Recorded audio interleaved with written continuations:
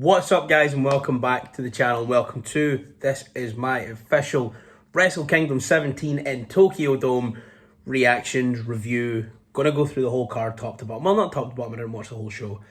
As you can tell by my voice and my face, I'm very tired. I got up at, it's now nearly 2 o'clock in the afternoon.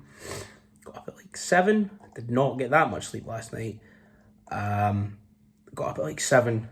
Watch the show. I'll just say this off the bat. Fantastic show and a real return to form for New Japan. So let's just jump into it quickly. I have the results here up on my PC. I'm going to go through everything, but I'm not going to talk about everything because I didn't see everything. I didn't see the pre-show. The first match, 3-minute limit exhibition match. Time limit ran out. The Young Lion match that Ryohei Oiwa and Oleg Boltin. Apparently, they both look good. I wouldn't know, I've not seen it yet. Then we had the New Japan Rumble. 4 winners here. It was a Sho, Great-O-Khan, Toriyano, and Shingo. They will advance to a 4-way match for the Professional King of Pro Wrestling, I assume, tomorrow at New Year's Dash, maybe?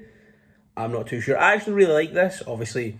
Sho is a member of Bullet Club, Great-O-Khan is a member of the United Empire, Shingo is a member of LIJ, and Toriyano is a member of Chaos.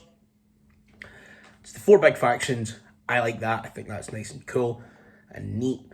Then we had the Antonio Inoki Memorial 6-man tag match. This was Yuji Nagata, Satoshi Kojima, and Togi Makabe versus Tiger Mask, Minoru Suzuki, and Tatsumi Fujinami, who is 69 years old, apparently, is Fujinami.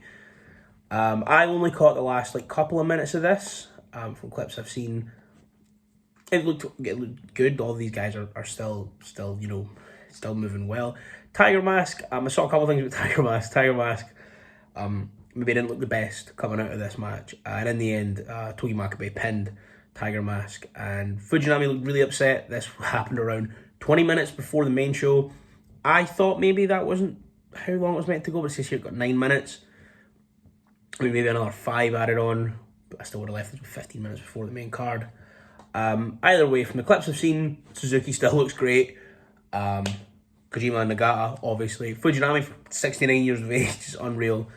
And Togi Makabe picked up the win over Tiger Mask. As we then go on to the main show, we opened with the IWGP Junior Heavyweight Tag Team Championships. Catch 2-2 taking on Yo and Lio Rush, who I believe are members of Chaos. This was 10.5 minutes, lots of fun. Right out the gate, I think Yo just did a dive to the outside, took out Francesco Akira and TJP. Lio Rush got himself busted open quite hard. There was a big move on the apron. Catch 2-2's finish, I believe, on the ramp. Despite that, though, blood all over Lio Rush's face, he hardly missed a step. Just maybe one part where he went for his little sort of rebound, stunner kind of thing off the bottom rope. He sort of missed it. This was a lot of fun. This was good. Junior Heavyweight Tag Team Championship match. It's exactly what you want. It's the kind of action that the Young Bucks got famous for throughout their time in New Japan. And I think it was a really good showing for Francesco Akira and TJP. TJP picking up the win, making Yo submit. Overall, though, would have rather had Francesco Akira win it because TJP, for a man who's been around wrestling as long as TJP, and for a man who's been in as many high-profile spots as TJP, I've never seen a man with less swagger. He is the most swaggerless wrestler of all time. And Francesco Akira's cool, man. I really like Francesco Akira. I would have liked to have seen him pick up the win. But the United Empire retained their Junior Heavyweight Tag Team Championships in the opening match of the night, and it was a great way to kick off the main card. Then we get to the second match, which was the first defense of the IWGP Women's Championship. Kairi taking on Tam Nakano. 2 of the best wrestlers in the world. I would have liked to have seen Tam Nakano and Kairi get 15 to 20 minutes. I think both women are more than capable of that. But they got less than 6. They got less than 6. The shortest match on the main card. For the time that they had, they did a lot and they did everything really well. In that time, Kairi won with an insane elbow. And it was good. It was fun. But under 6 minutes. Couldn't really sink your teeth into it, but like I say, for what they were given, it was a lot of fun. But after the match, Mercedes Moné made her debut. The former Sasha Banks showed up, made her debut, attacked Kairi, hit her with some sort of new move that it was like a gory clutch. I don't think it was going to be a spin round, a DDT or something, but maybe like an arm bar thing. I'm not sure what it was meant to be. I don't think Kairi knew how to take it, and it kind of looked a bit weird. But Battle in the Valley in February in San Jose, California, Mercedes Moné will challenge Kairi for the IWGP Women's Championship, and I can't wait. And she looked great, and her hair was amazing. She looked like a star, and Bayley was there, and there was a photo of FTR and Bayley and Moné backstage. Oh, it was just so nice. I'm very, very happy to see Mercedes Moné in this spot, because she's going to make a lot of money for New Japan. She's going to make a lot of money for anywhere that she goes. And all this because he didn't want to pay her like Charlotte and Becky and them ones, who she definitely deserves to be paid like. She was in The Mandalorian. Moving on. Then in the third match of the night, we had the IWGP Heavyweight Tag Team Championships as Bishamon, Haruki Goto and Yoshihashi took on FTR, Dax Harwood and Cash Wheeler. This match nearly never happened because it's taken Cash Wheeler about 2 days of travelling. Flights getting cancelled and delayed and changing and 7-hour drives and this and that and all sorts of nonsense. And apparently he only got to the Tokyo Dome maybe half an hour before the show kicked off. This one as well, relatively short, 10 minutes, 10 seconds. Bishamon did pick up the win with the Shoto. I thought, for once again, with the time they were given, these teams did a lot. Cash did a dive to the outside like a bloody junior heavyweight, the big, notiony bastard that he is. Overall, it was a good match, I think. And it would have definitely benefited from another 5 to 10 minutes. I think FTR would have been able to tell a better story. I think they both teams look great, and this is now, hopefully going forward, this is what leads to FTR getting back into a position of prominence in AEW now that they have lost all 3 of their tag team championships. And did it all within a month as well. All 3 titles go down within a month. Yoshihashi picking up the pin over Dax after the Shoto Bishamon's tag finish. Good match. Haruki Goto's still amazing. Yoshihashi is just getting better and better and better. He's a wrestler I always used to kind of make fun of. Not make fun of, I always liked him. But he was always just like, I don't know. He was in all these high profile matches and he was just kind of there. Like, he's good, but he'd always be put in these high profile matches against your Gotos, or he'd be in teams with Okada or against like a Jay White or an Omega, and you'd be like, yeah, he's cool, but have you seen this guy? And over the past few years, he's really done a lot to spin that around, and obviously FTR are great. So both teams here really impressed me, and it was a fun match. Then we had quite an insane back-to-back of championship matches. In the fourth match of the night, we had the final of the New Japan World TV Championship. That was Zack Sabre Jr. versus Ren Narita. 15-minute time limit, sprint from the start. Both men just really doing what they do best. Narita being a little, I guess, Shibata Jr., trying, doing his little Shibata impression with his little fringe. No, but I really do like Ren Narita. A lot of stiff kicks, a lot of holds, and there was a point where they were just like penalty kicking each other. I think Narita hit one, then sat down, so Zack gets up, hits one, sits down. There was a lot of back and forth, a lot of like one-upsmanship. Right from the start, though, Zack targets Narita's left arm. Eventually, Narita goes for, I think, a leg lock or a chokehold. Zack does a lot of targeting of Narita's left arm right at the start. And just after 10 minutes in, Narita gets him down, goes to move to a different hold. Zack just grabs the arm, makes him tap, and Zack is now the first World TV Champion, or the New Japan Pro Wrestling World TV Champion. And after the Mighty Don't Kneel, TMDK came down to the ring and welcomed him into the fold, and he's now a member of TMDK. And went from such a good, fun, quick singles titles match to the Never Openweight Championship match, and Carl Anderson just phoned it in, just jumped Tama Tonga right at the start, tried to get a count-out win, and I was like, oh my god, if I thought for a second Carl Anderson was going to pick up a 3-minute victory on Wrestle Kingdom, and it would have been really funny. The match was alright, it was like, for what it was good. I love the fact that Carl Anderson's the world's biggest carny. I love him. He's had his work rate, he's had his G1 final, now all he cares about is money. Got a lot of respect for that, gotta love that. Eventually Tama Tonga won with a gun stun that Carl Anderson sold weirdly, maybe on purpose. It was really weird. Don't know how he got. It was yeah, this match was fine. And Tama Tonga is your new Never Openweight champion, which I'm very excited to see. Then we had Keiji Muto's last match in New Japan. It was a six-way. Shota Umino, Hiroshi Tanahashi, and Keiji Muto versus Bushi, Sanada, and Tetsuya Naito of LIJ. This match was very quick, just 9 minutes. I assumed LIJ would get the win, but no, Shota picked up the pin over Bushi with a Death Rider. It was a lot of fun. Muto went for the moonsault at one point. Tanahashi had to stop him. Obviously, it started with Muto and Sanada. Sanada trained under Muto. Naito was, it's like kind of a greatest hits one. This, again, going quite short, relatively short.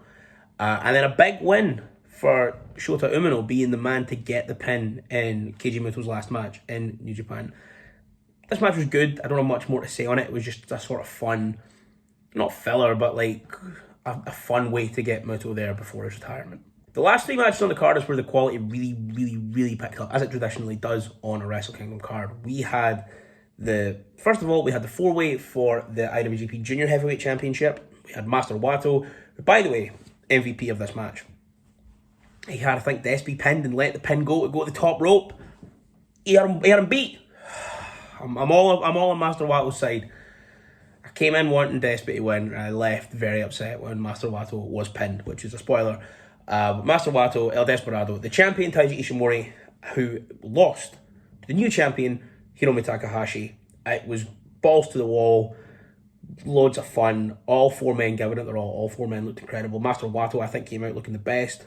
Hiromu Takahashi won with a Time Bomb 2 on Master Wato as he was going for a sort of tilt-a-whirl spin Rana thing. Four incredible wrestlers. I think the storytelling on this was really good. I think the only thing for me is they kind of picked up more on my big issue with, I believe, back in 2018, Wrestle Kingdom 12. There was a four-way with Ospreay, Marty Scurll, Kushida, and Hiromu for the junior heavyweight title. And it was because Ospreay had feuded with all three men, and I think Kushida had feuded with all three men, but Scurll and Hiromu hadn't feuded, or something. And obviously Hiromu and Kushida had feuded, and it was weird because it left Marty in these weird spots where when everyone else was out, you had no personal investment in if he was wrestling Kushida, kind of thing. This match didn't have that. All of these men have been feuding since around October, I think Gino Gambino had said. And you could really tell that in the way this match was laid out. The four men have been sort of in and out of feuds over this title. And it was really good, a really good match. And the belt's back on Hiromu. I think going forward, that gives maybe the least interesting narrative going forward, but I think he's the most well-known out of these guys. So I get it. And I think this is now Hiromu's fifth time with this championship. Then we had the match of the night. Let's just get this over with. The match of the night was here. We all knew it was going to be match of the night. Kenny Omega versus Will Ospreay for the IWGP US Heavyweight Championship. Oh my god, it was absolutely fantastic. It was really reminiscent of all those great Wrestle Kingdom bouts that Kenny had, Okada, Jericho, Tanahashi, like the three main ones in the deep waters of those cards. Ospreay also felt like the Ospreay of old. I mentioned in the video yesterday that I no longer have that much of a personal connection with him. And seeing him bring back a lot of the old aerial assassin moves and being the aerial assassin again really helped me forge this connection with him. Don Callis was on comms. The United Empire ended up at ringside at one point. It was just fantastic. It was a greatest hits in the best way. You know, Kenny putting the table on Ospreay and double stomping through it and then staring through the hole like a shining thing because he's insane. You had, hidden blades to the front and back of the head. The turnbuckle pad was off. There was a cheeky Nando's kick with Kenny's head against the exposed turnbuckle. Then a DDT from the top rope onto the exposed turnbuckle, which sent Belt to the outside and was pissing blood.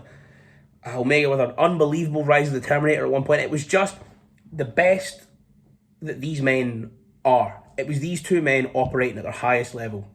And it was a match that without AEW, we would have already gotten by now. It was a match that felt like it was building for a good few years in this pre-AEW era, this 2016 to 2019 era or 2016 to 18, I suppose, because 19 Kenny was away in AEW.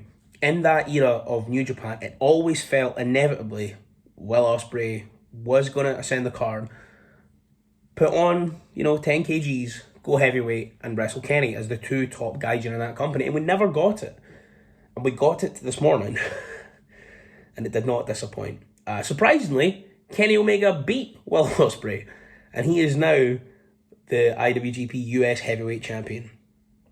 And that's just lovely, isn't it? That is really, really, really nice. That's great. Does Ospreay win it back at Forbidden? Oh, Ospreay wins it back at Forbidden Door, doesn't he? Oh, I think Ospreay wins it back at Forbidden Door. In the end, this match was like the match of the night. It's one of the best matches I've seen in a long time. 4 days into the year and Kenny Omega's putting his name down for match of the year like he fucking loves to do. And then in the main event, it was always going to be an issue. It was always going to be tricky. Kazuchika Okada, the winner of G1 Climax 32, against the IWGP World Heavyweight Champion, Switchblade Jay White. It was always going to be tricky to follow this match, but they did it. I thought they did it absolutely wonderfully. These two men have a really storied history against each other. Obviously, Jay White came back from Excursion, joined Chaos, was a heel in Chaos, but was with Chaos because Chaos was where the gold was and where you wanted to be. The winners go to Chaos. Then he turns, leads Bullet Club, and he's had some unbelievable matches with Okada. I think they said on January 5th, on the 2-day Wrestle Kingdom, I think the all-gold Grand Prix or Gold Rush or whatever it was called, when they merged the World Heavyweight Championship and the Intercontinental Championship. I believe they wrestled on day 2. Did they? I could be pulling this out March, but I did hear Kevin Kelly say on January 5th these two have the longest match in the history of the Tokyo Dome. And this match was phenomenal. This was a marathon, not a sprint. It was a slow build. It was amazing. Right at the start, Jay White is mocking the fans because they're cheering again, and he gets them all to start chanting for Okada. He's hitting Rainmakers. Okada's hitting Blade Runners. They're countering everything. There was one spinning discus Rainmaker from Okada that just, right after Kevin Kelly said he's like split baseball bats with those. And you could fucking see it. Jay White was spun inside out. Okada's a master of storytelling, as is Jay White. I think the most pure babyface and the most pure distilled heel in New Japan for a while. It is these two guys. And, Okada winning I kind of assumed Okada would win, put it on your biggest Japanese star on this sort of return to form. But the whole show was built around it being, we're approaching the 50th anniversary of New Japan Professional Wrestling, New Japan Pro Wrestling. And the whole show was built around, there was loads of photos of Antonio Inoki on the stage. And Okada came out and wrestled in black gear as a tribute to Inoki. So you kind of knew at that point Okada was going to win. And even though the finish was never really in doubt, it didn't take you out of it for a second. I do think Okada coming out in the all black took a little bit away from this match because he wouldn't come out wearing Inoki tribute gear to not beat Jay White so soon after Inoki has passed. And I think that maybe made it... obviously the work rate in the Omega and Ospreay match was on another level anyway. It took me out of it just a little bit. But that being said, we're looking at a 10 or a 9.5 for me in those last two matches. Would Okada and Jay White would it have been a 10 if that match had just happened without the obvious knowing that Okada was going to win? Maybe, maybe not. I still don't think it was better than Omega and Ospreay regardless. But it was two really, really solid matches not even really solid, two absolutely incredible matches to finish off the show and lead New Japan hopefully back into this era of growth and expansion and good fortune. Also, a faction from Pro Wrestling Noah, who I can't remember their name, they showed up to attack LIJ in a press conference. So we've got that. We've got more Noah crossovers. And at the end of the show, who bloody came out to challenge Okada? It was bloody Shingo. Okada and Shingo at New Beginning. Oh my goodness. That would be fantastic. That was just a really amazing show, and it just reminded me why I love New Japan Pro Wrestling so much. So that's it for me today. So that's it for me today. I want to know what you guys thought of the show. Drop all your reviews and your comments and your discussion down there. In terms of my predictions, I think I did pretty well. Let's go back through and let's count. So, Catch 22 retained, Kyrie retained, Bishamon won the titles, Zack won the title, Tama Tonga won the title. I'm on 5. Then we drop. I went 5 straight, and then Shooter pinned Bushi. Then Hiromu won. I was between Hiromu and Ishimori, but I'm not going to count there. I did not get Ospreay, and then I did get Okada. So 6 for 9. We'll take that. We take those. But yeah, let me know what you guys thought of the show down there. Also, down below the video will be my socials if you want to follow me. Please do subscribe as well if you're new. Like I say, this is going to be a year of consistency on this channel, finally. We'll be talking about all wrestling, AEW, WWE, New Japan, Impact, maybe Ring of Honor. Almost definitely if they get stuff sorted. And just fun things, man. I'm really excited for where this channel is going to go this year. Not in terms of numbers, but just in terms of the dumb shit I'm going to talk on here. So yeah, thanks so much for watching, and I'll see you next time.